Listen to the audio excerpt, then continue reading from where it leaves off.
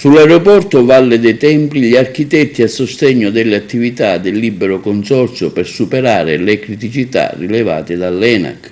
Il presidente Rino Lamendola interviene affermando che lo scalo agrigentino alimenterebbe il polo occidentale dell'isola, che dal punto di vista amministrativo potrebbe fare capo a Punta Raisi con l'obiettivo di superare eventuali concorrenze territoriali e consentire una notevole riduzione dei costi di gestione. È quello che ci aspettavamo, una pronta reazione del libero consorzio per redigere immediatamente gli studi integrativi richiesti dall'ENAC per esprimere il proprio parere fondamentale per l'inserimento dello scalo agrigentino nel piano nazionale.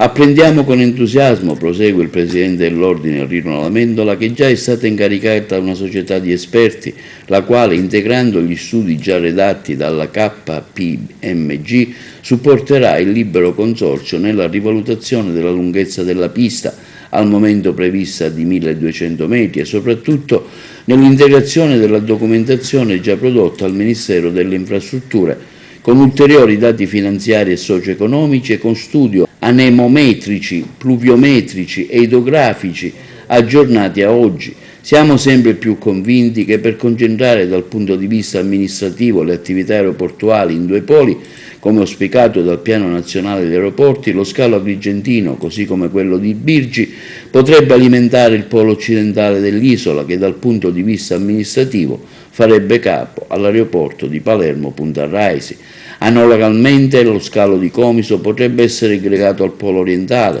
facendo capo a Catania-Fontanarossa. Ciò supererebbe eventuali concorrenze territoriali, consentendo peraltro una notevole riduzione dei costi di gestione e una più attenta e organica pianificazione dei voli in relazione alle esigenze del territorio isolano. Continueremo a sostenere le attività del libero consorzio, conclude il presidente dell'Ordine degli Architetti Lamendola, e a fare squadra con il comitato civico promotore dello scalo, con la rete delle professioni tecniche, con i sindaci, con i parlamentari che, a prescindere dai colori politici, stanno costantemente dimostrando il proprio impegno per la concreta realizzazione di uno scalo aeroportuale fondamentale per il rilancio socio-economico della nostra terra.